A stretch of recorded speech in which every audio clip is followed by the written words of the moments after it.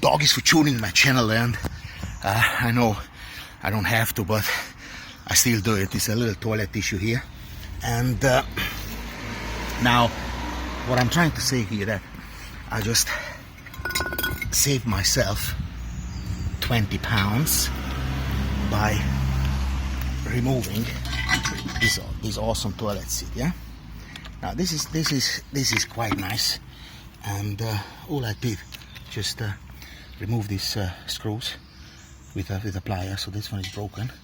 Lay it back, take that as well, and for my outside toilet, that is a lovely thing. Now if I would take the whole toilet, the cistern and everything, I would be making 50 or more money, because this is a decent brand. It's all nice. All it needs is just a new system here, or a little bit of clean, and then it's ready to go. But I'm not gonna do that because I don't need it right now.